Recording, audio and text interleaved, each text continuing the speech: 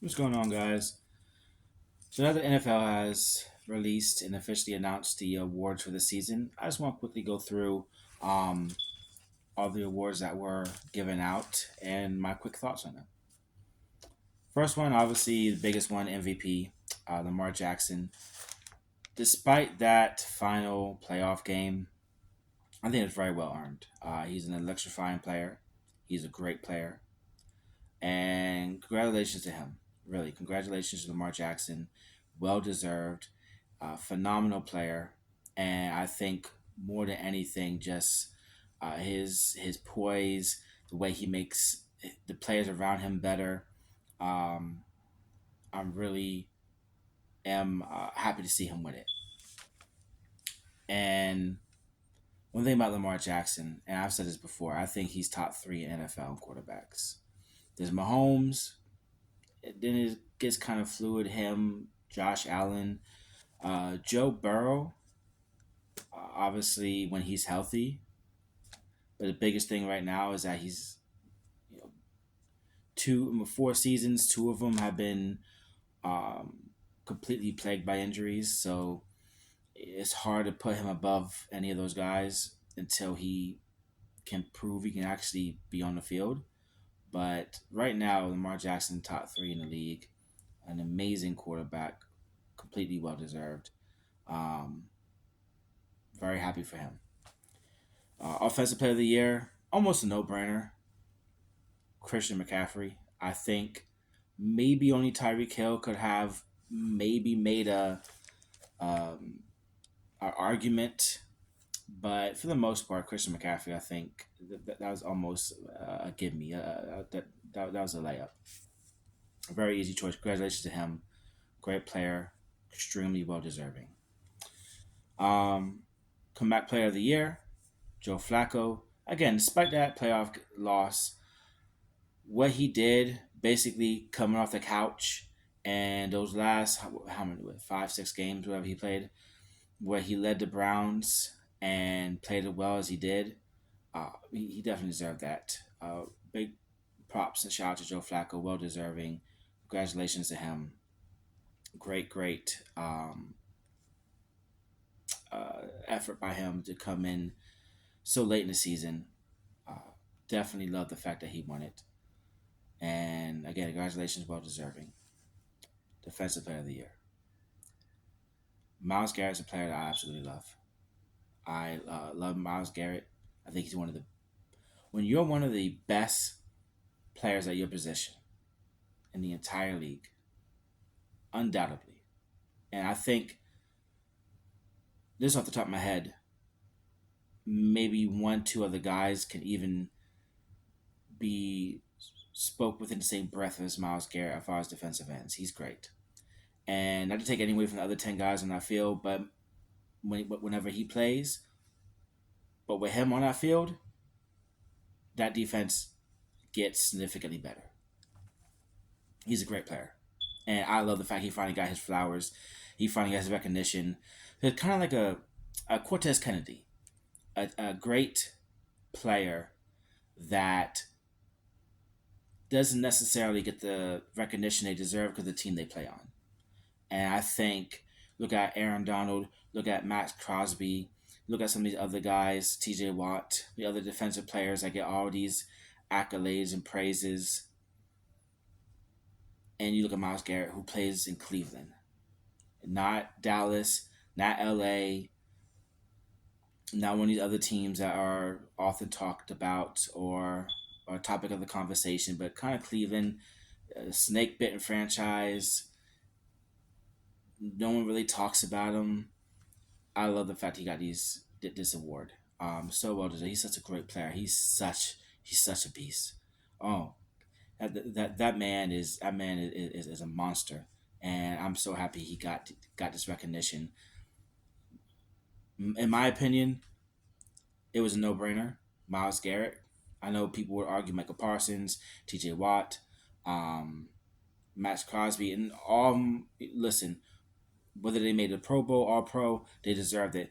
Defensive Player of the Year should went to Miles Garrett, and it did, and I think they got it right. Offensive Rookie of the Year. this is the only one I would say was absolute no brainer. Like the other ones, you can maybe make arguments. Well, it could have been this guy, could have been that guy. When it comes to offensive rookie of the year, CJ Stroud was the only choice. He was the only choice. Nobody else came close. What him and Coach Ryans did, listen, there's no other way to say it. That was a slam dunk. There's no other option. Um, Defensive rookie of the year, I don't have too much of an opinion on. I didn't. Will Anderson is his name. I didn't really pay much attention to him. I didn't really watch his play that much. So, but congratulations to him. I'm sure, obviously, well earned. I'm very happy for him. Definitely, I'll keep my eye on him in his career. But Will Anderson, congratulations. Definitely happy for the guy. Um, and then coach of the year, Kevin Stefanski, deserved it. I won't deny that. In my opinion, this is the only one I disagree with. Like passionately. It should have been Coach Ryan. Stefanski has kind of built a culture in Cleveland, and to his credit, I'm not saying he didn't deserve it. Congratulations to Coach Stefanski.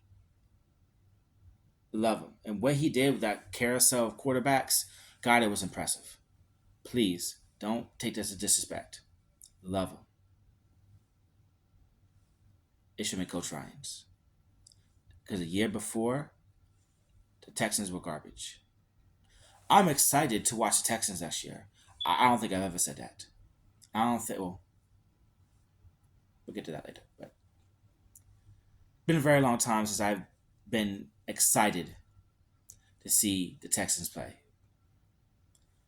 Coach Ryans has made that team relevant. I think it should have been him. And no disrespect to Coach Stefanski, congratulations. He does deserve it, but that's the only one I would say I don't agree with. But still, congratulations to him. Please don't take this disrespect. He did a great job. And if Coach Ryans was to lose to anyone, and it was him, I I don't have that much of a problem with it. And I can't think of his name on top of my head, but the coach from the Lions, if he would have won it, I wouldn't have been mad either because he did a great job as well. So tough choices, and obviously only one person can win it, but I just think it should have been Coach Ryan's. But that's just my opinion. But still, congratulations to him.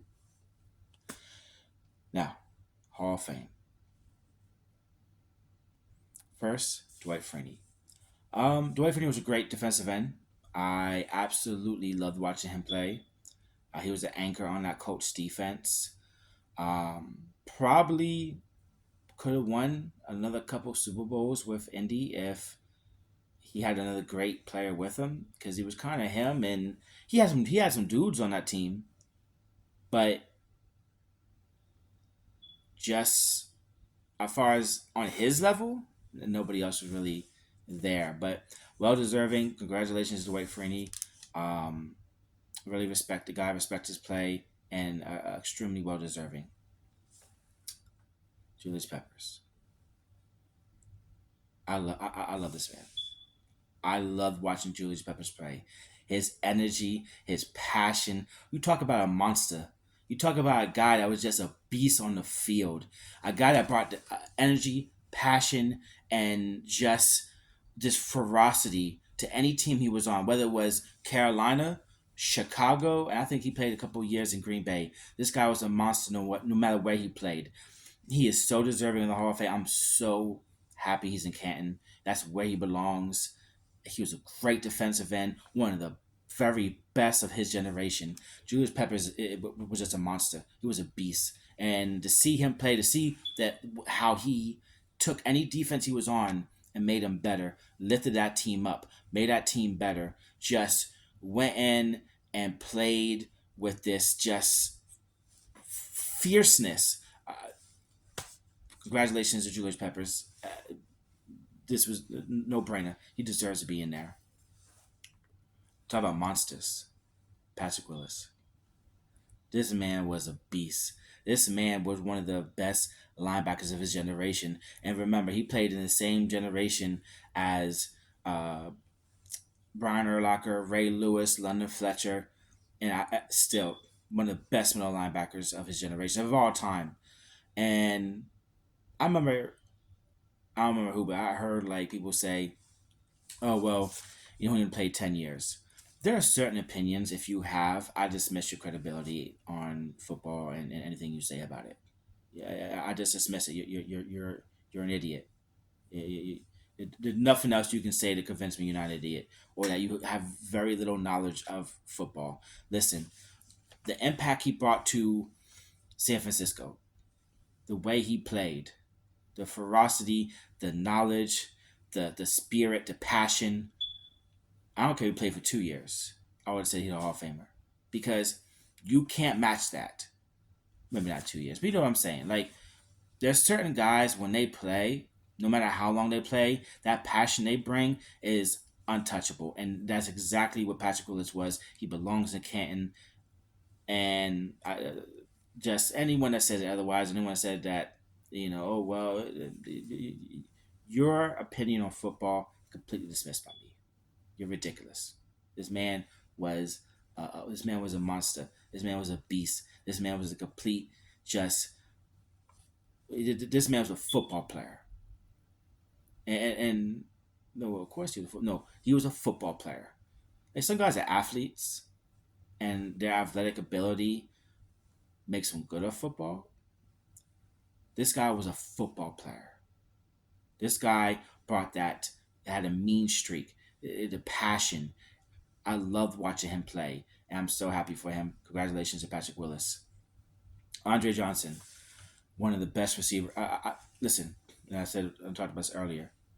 Texans for almost the whole entire existence, at least at least from what I can remember and my time watching football from years ago for years and years, Texans have always been garbage. They've never been relevant. They've never been exciting to watch. Andre Johnson made them exciting, even with just terrible quarterbacks or mid-level quarterbacks. He never had a high-end quarterback. Never. He never had a Pro Bowl quarterback or a good quarterback. He still was great and dominated the game like nobody else. Congratulations to Andre Johnson. Very well deserving. One of the best wide receivers of his era. Loved watching him play. And finally, for modern era picks, Devin Hester. This is what the Hall of Fame is for.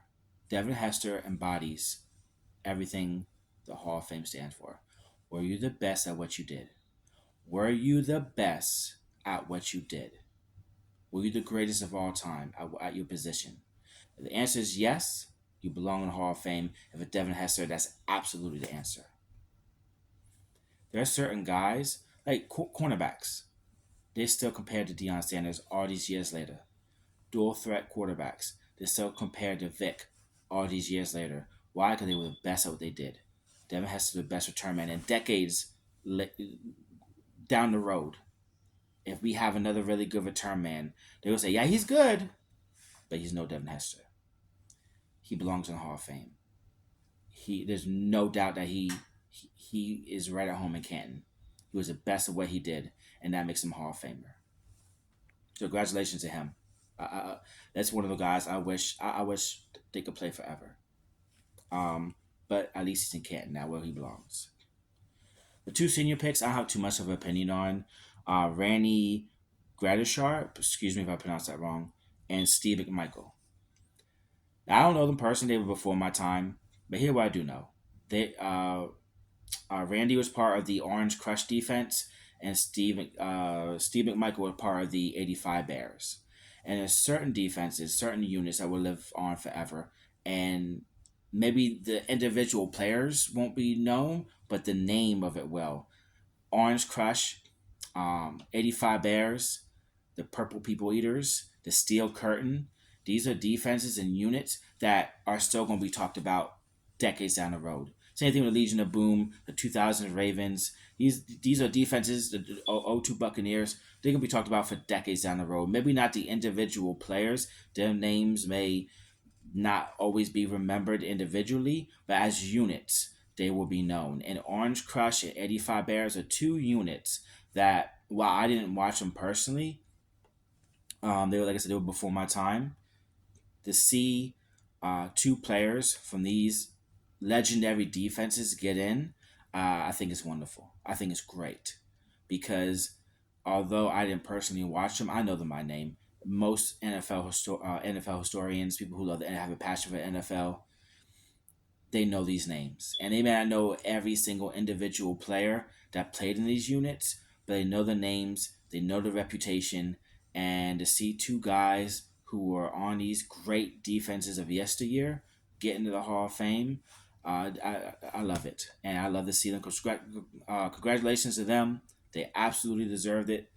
They absolutely, um, you know, now can be immortalized in Canton as they should. Should have been even before this, but now that they're finally in, uh, really congratulations to them because those are two just amazing defenses that even now, their names, their um, status is still known and will be known for years to come. So the C2 players on those respected defenses get in, I think is great. And for everyone else getting the Hall of Fame, well earned. Congratulations. But thank you for watching. If you can, do me a big like and please subscribe. Help this channel grow. It's very small, but we're trying to grow. You help me out. I'll really be appreciated. And as always, thank you so much. Bottom of my heart. Have a good day.